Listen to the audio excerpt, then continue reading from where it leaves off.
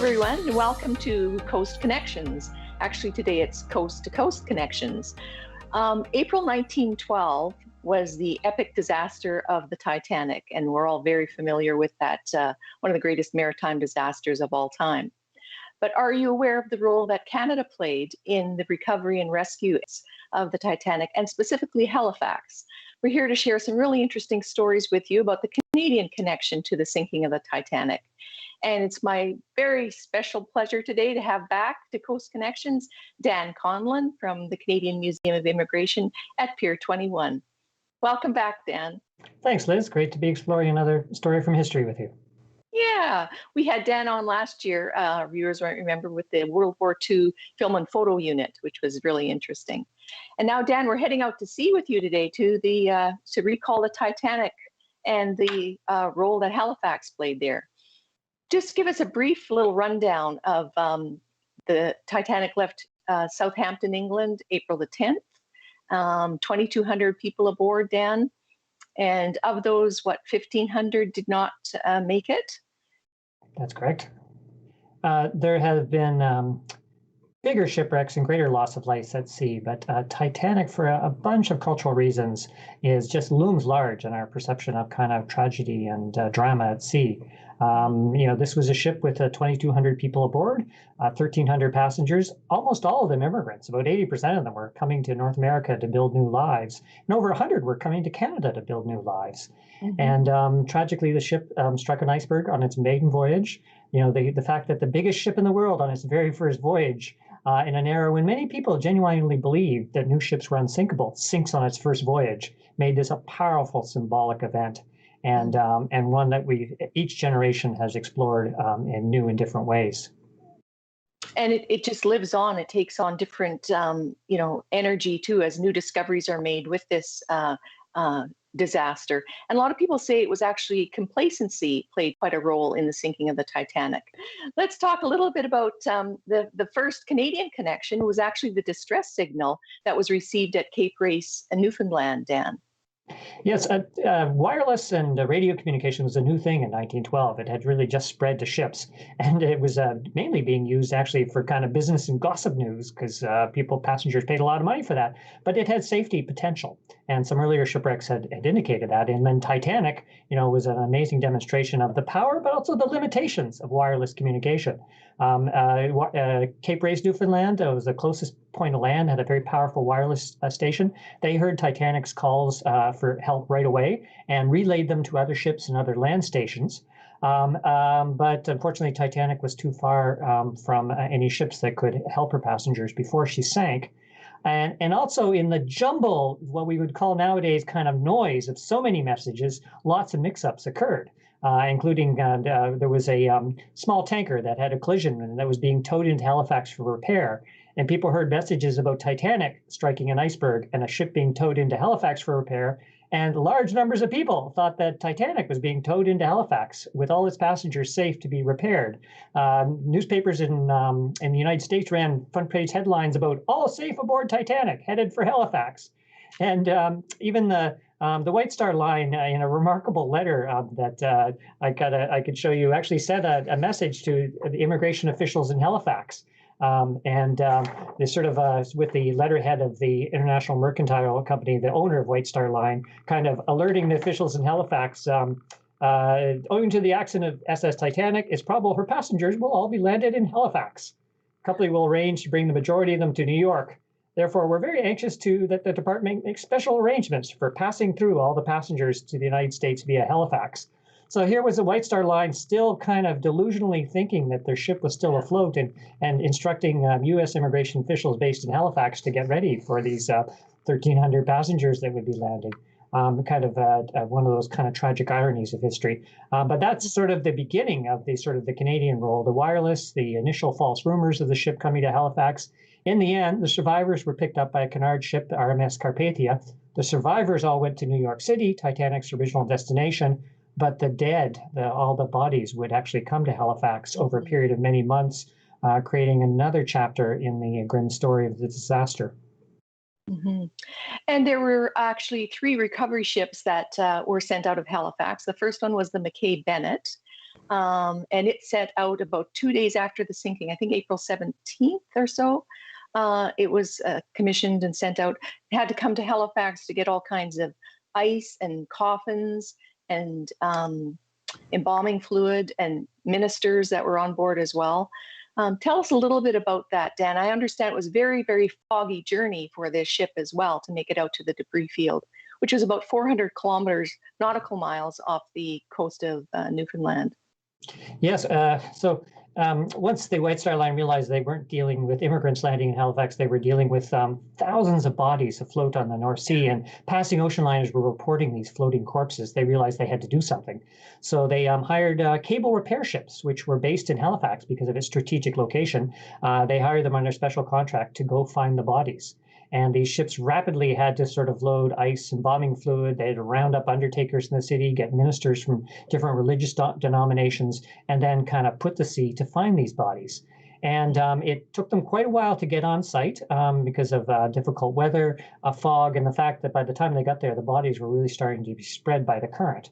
But the first ship, the cable ship Mackay-Bennett, found many bodies. Like they found so many that they spent days and quickly ran out of ice and embalming supplies, and then had to make difficult decisions about who they would bury at sea. So they filled up the ship with all these bodies, and then started performing burials at sea until they were replaced by another cable ship, the Minia, also sent from Halifax, similar supplies, and the two of them sort of swapped supplies in mid-ocean. Mckay-Bennett came back to Canada with Halifax, Canada, with this terrible, grim cargo, and the Minia kept searching. Mm. And of the, I think 1,500 people that died, there was actually only about 356 bodies that were recovered. As you say, the currents and decomposition made it very, very difficult to bring all of them back to shore. Yeah, but 328 bodies, they meticulously numbered them as soon as they found them. Every body pulled from the ocean got kind of a number, but the currents had dispersed the bodies, and many of them kind of just were never seen again. And you can see that in the Mackay-Bennett finds the majority of the bodies, over 200. The Minia finds a much smaller number. Then the third ship, the lighthouse supply ship, the Montmagny, she only finds a handful of bodies. But by now it's June, and they've really been dispersed across the Atlantic Ocean. And these bodies were brought ashore at Halifax with great respect and reverence and security as well. There was police in place to make sure that none of this was, pillaged, or that the media or families wouldn't get too close until the folks there had a chance to actually get them into a morgue, which was in, I think, a curling arena, and try and identify possible, which was a very difficult task, wasn't it, Dan?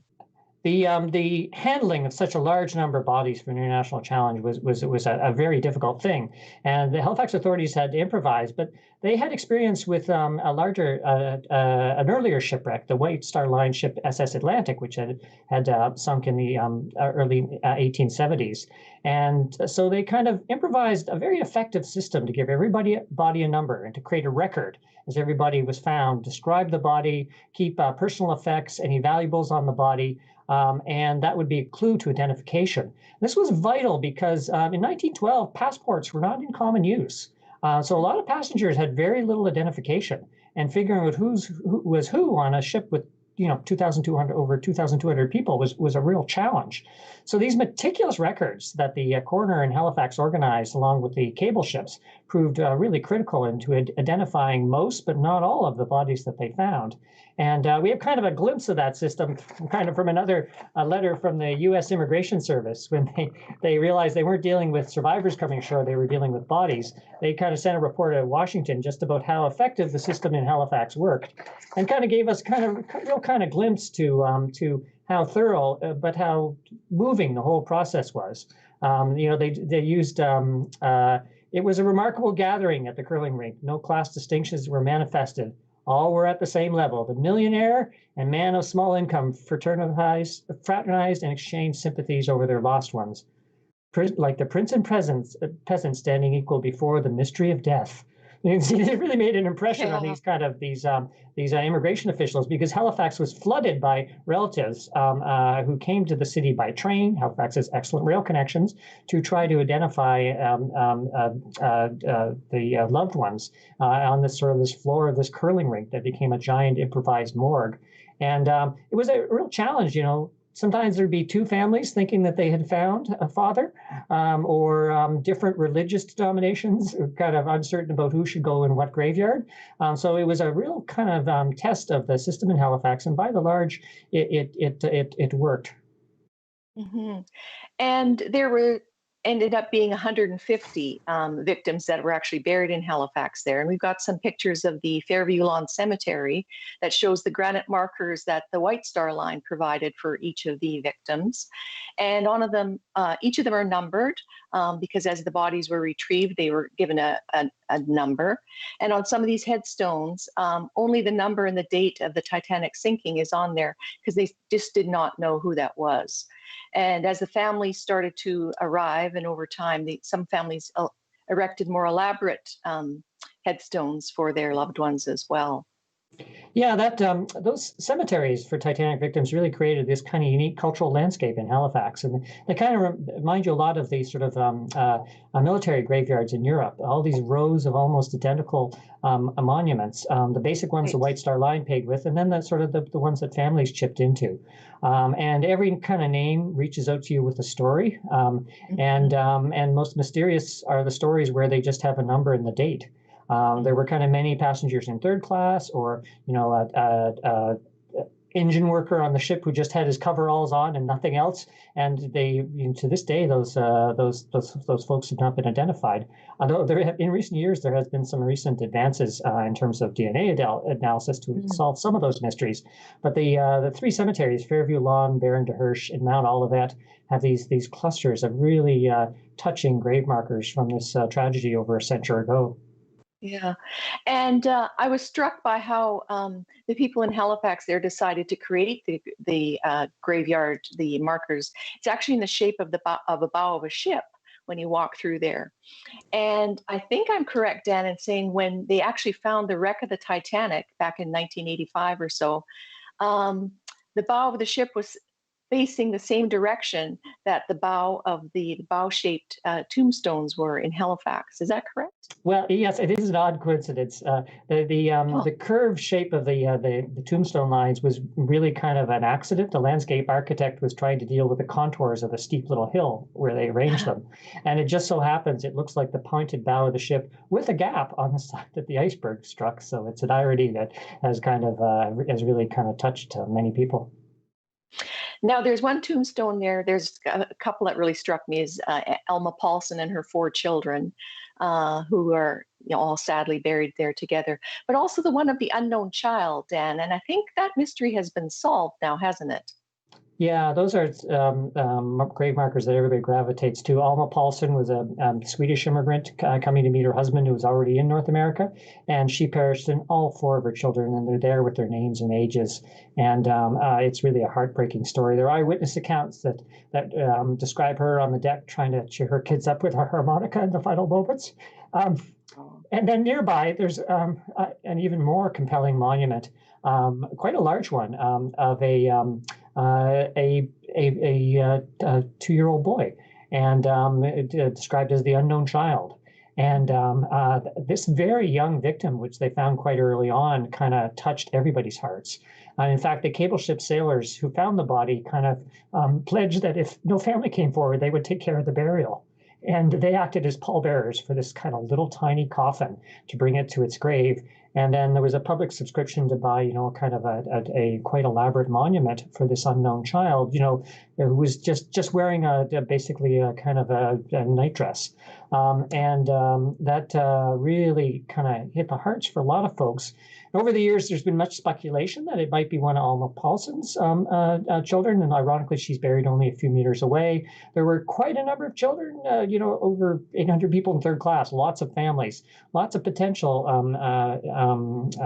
identification. So a scientific team from Thunder Bay actually put together a DNA recovery expedition, and the remains, not much remains were found, but they did find a bit of remains in this little tiny crumbly remains of the coffin that still had a little bronze plate that said "Our Babe" on it.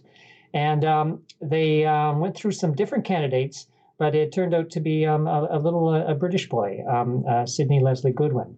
And he was traveling to England with his entire family. It was a large family. The Goodwins' father had a job as an electrician at the Niagara Falls hydroelectric plant. Mm-hmm. And they all perished, despite women and children first. This whole family all died. And it's the DNA analysis kind of connected him to the Goodwins. So now we know the identity of this unknown child. And the cemetery has kind of very skillfully they've added the name of Sidney Leslie Goodwin in front of the existing marker, but it still has the word unknown child. And for many people, I think that symbolically connects for all the children who died on the Titanic. Right. It's a really powerful story. It is. And there are more first-class men who survived than there were third-class children in that disaster. And that says a lot right there. Yeah. Dan, you were the curator for the Maritime Museum of the Atlantic, and you're the one who curated and wrote the Titanic exhibit. And the museum has graciously shared some photos with us today. And the one I want to show right now is the shoes of the unknown child, which is, I guess, the known child now, these lovely little leather shoes that we've got up on the screen here. Yeah, and that was part of the process. They kept the clothes as an aid to identification. And then when the whole process was over, they were supposed to burn them. But a Halifax police sergeant, Sergeant Northup, he didn't have the heart to burn these little pair of shoes. So he put them in his drawer at the police station. He later went on to be vice to be the assistant chief of police. And he kept them all these years. And his family moved to Ontario, and his son inherited them, and his grandson inherited them, always told, and it has markings on the bottom that they were the shoes of the unknown child. So the family approached the Maritime Museum of the Atlantic about donating them, and I was working there at the time. We went through a very interesting process to document the shoes and sort of, make sure that they were the shoes, and they weren't just something that a story had grown around. But right. The evidence was there thanks to those detailed coroner's records in 1912, which described a small pair of brown leather shoes, the size matched, and there was a detailed trail of provenance. And this was at a time when they actually hadn't identified the actual name of the unknown child. And it turned out when they did find out, the shoes were actually a perfect match and helped that team a bit when they were doing their DNA analysis. So it's a very powerful object in the collection at the Maritime Museum. I mean, you can't help but look at those little shoes and think about the little person who was once standing in them. And they have them on display with sort of the gloves of a millionaire, Charles Hayes, a Canadian millionaire who also drowned in the Titanic. So you had these kind of pair of shoes from a 2-year-old blue-collar family from England, and then millionaire's gloves right next to it. Gives you an idea of the range of humanity that was caught up in the Titanic tragedy. Yeah, many countries were affected, well, globally as well, but many countries were represented on the ship that day when it went down. Dan, we also have a deck chair, one of the only intact deck chairs of the Titanic that the museum was able to obtain. Tell us a little bit about this. Well, the Titanic had hundreds and hundreds of deck chairs. They were a big part of ocean liner travel at that point. And there are numerous accounts of floating deck chairs after the sinking. This one was kept by one of the ministers who was aboard, to do burials at sea and counseling. And he apparently did a good job, and the crew gave him the nicest deck chair they found. And he used it as a lawn chair in the town of Canfield, Nova Scotia for many years as kind of a porch lawn chair, and then donated to the Maritime Museum of the Atlantic in the early 1980s. So it's in very good shape. The caning was redone over the years, but almost nothing else was changed. And so it's one of the classic icons of ocean liner travel are deck chairs and all the metaphors around them. So it's always been a very evocative object. Mm-hmm. There's also a beautiful, I think it's mahogany medicine chest that we also have an image of here. And what's the story behind that one, Dan? Yeah, that was found by the second ship, the Minia, and they found fewer bodies, but there was lots of wreckage. And I think they had more time to recover wreckage. And that one was presented to when they distributed the interesting bits of wreckage. A young sailor named Ted Smith in Halifax, he was able to bring this cabinet. And it actually still has the markings and the cabin number that it was assigned to aboard, and the name of the carpenter, Mr. Cobain from Belfast, who actually built this beautiful mahogany cabinet. And he took it home, and it became the family's medicine cabinet. for many years in a little wooden house in North End, Halifax, and it still has some stains from like cough medicine inside it. And they knew the story from their father and grandfather about how he'd played this role, and the museum acquired it a number of years ago, and it's again speaks to this really interesting connection between this tragic event, the sailors who found the bodies, and the way they remembered it with these material objects. Mhm. Another one that we have here from the collection is one of the actual mortuary bags that were sewn, I guess, by the sailors on the ship. Tell us a little bit about this. Number 41 was the identifiable number for this. I believe it was a crew member, Dan. Yeah, it was a steward, Edward Stone, I believe. And it bears the number that's part of that body identification system that was really so critical. And that number matches all the paper records connected to that body. And his body, like a lot of crew members and third-class citizens, were buried at sea. So his personal effects were kept, and they were put in this canvas bag, stitched together by the sailors, and immediately stenciled with the sequence. And after the family put forward a claim that it was him, I think he had a union card that really helped identify him. The officials in Halifax and the White Star Line then sealed it up with red wax and mailed it back to the family in England. And given the fact that he'd been buried at sea, these few objects, it's kind of wallet, a bit of money, a bit of documentation, were all the legacy that they had of a missing husband and father. And so the museum acquired that a few years later, and it's really important because it connects to that identification system, which I might add was used in Halifax 5 years later in 1917 when the Halifax explosion occurred, and there were 2,000 dead people in Halifax because of a World War II ammunition explosion, and they basically took the Titanic system off the shelf with numbered canvas bags to identify Canadians who were killed by a later tragedy. Wow, wow. Very sad. Actually, on that mortuary bag, I just wanted to add, Dan, it says, I think OHMS is stamped on there. And is that on His Majesty's service? Is that Yes. the mail designation? So his widow would have received this as a parcel in the mail. Yes, government mail delivery was really important at that point. It was sort of, if you had on His Majesty's service, it meant that it was in the care of the British Post Office and could not be tampered with. So that those initials carried a lot of weight, and this canvas bag sewed by sailors then became the official delivery of the family legacy. Remarkable. Another really interesting piece that you're sharing with us today is wreckwood, and actually specifically a cribbage board made out of wreckwood. Tell us about that, Dan.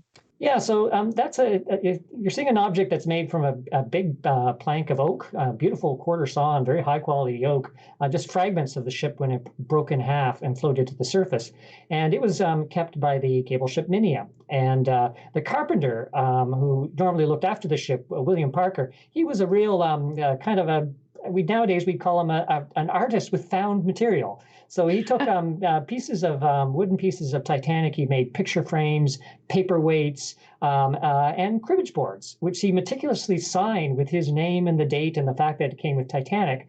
And these were given to members of the crew. They weren't sold. This was not a commercial souvenir production. Yeah. They were sort of personal mementos of the very challenging mission to recover bodies that these crew members had. And so these pieces, we call them wreckwood. It's kind of a folk art from fragments of a shipwreck, kind of stayed with many sailors who were connected to the wreck. And they're really an interesting look at how you use a material object to remember a terrible tragedy. Mm-hmm. Very, very unique. Yeah. What was it like for you, Dan, as the curator, to actually handle these objects? Well, that must have been quite something. What was that for you? Well, it was a little spooky at points when you just think what these objects witnessed, the sounds that would have reverberated around them, and their time bobbing on the ocean. So it was kind of evocative and a little disturbing sometimes. They spent a lot of time with those shoes, driving them off to scientific testing while they were sort of sitting beside me in the passenger seat of the car. You really thought a lot about the people that are associated with those objects.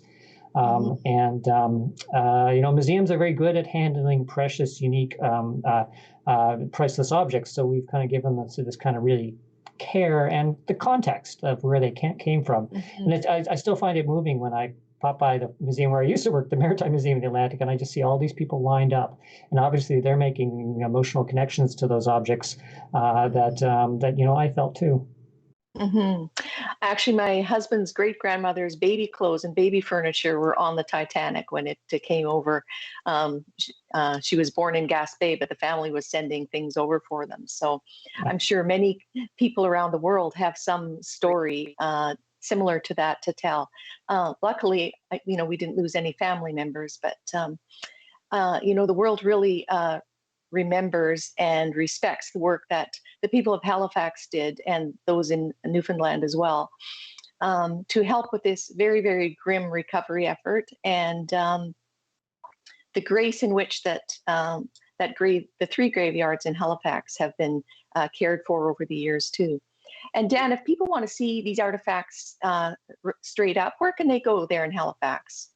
Well, Halifax has two amazing museums located right next to the water. There's the Maritime Museum of the Atlantic, provincial museum that looks at the connection between Nova Scotia and the sea. And they have the deck chair, they choose the unknown child. In fact, they have enough wooden fragments. They have the largest collection of wooden fragments from Titanic in the world, thanks to all these sailors who kept fragments of what they found.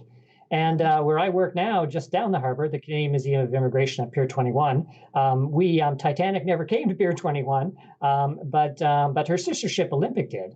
And we tell kind of the broader story about the immigration that kind of made those ships possible. We often associate, ships like Titanic with all the rich and famous people who were aboard, but it was all the immigrants in third class that were actually paying for those ships to operate. And the White Star Line had a long connection with Canada. They had a special fleet of ships, the Dominion Line, that was built to serve Canada. Those ships came to Pier 21 all the time, as did Titanic's sister ship, Olympic, which had a very long and successful career, came to Halifax many, many times. In fact, one object we have in our collection is this very evocative little coffee mug with the emblem of the White Star Line and that famous White Star on the red flag. And this is not from Titanic. It's from one of her sister White Star Line sister ships that was tied up at Pier 21. And some steward was probably annoyed about this chipped coffee mug and just tossed it overboard. And it was recovered from the bottom of the harbor by divers who kind of cataloged it. And interesting, this one came from the bottom of Halifax Harbor. It's identical to thousands of cups that look just like this that sit on the bottom of the North Atlantic that sank with Titanic in 1912. And it's kind of a good connection to that White Star Line company that brought so many people to North America. And now we associate with a long ago terrible tragedy. We do. And on that note, Dan, I'm just going to thank you for sharing all these wonderful stories with us today, tragic stories, but I really like the respect and care that was shown in, giving due respect to the victims of this tragedy. So we look forward to having you back for other subjects in the future. Dan, any closing thoughts from you as we wrap up here today? Well, I must say, I've talked about Titanic many times over the years. I still find it a moving story. Every generation finds a new additional meaning into it. It's a story that is a powerful cautionary tale about technology. But it's also this powerful story about ordinary people caught in one tragic, unusual event that gives us this glimpse of immigration and travel and technology, with some as relevant lessons now as they were in 1912. So it's still a story that deserves retelling. Mm-hmm. And you retell it so well, Dan. Thank you so much for joining us today on Coast to Coast Connections today. And all the best to you and your colleagues there at the Canadian Museum of Immigration at Pier 21 in Halifax, Dan. Thank you so much. My pleasure. And thank you for joining us today. And we look forward to seeing you on a next episode of Coast Connections.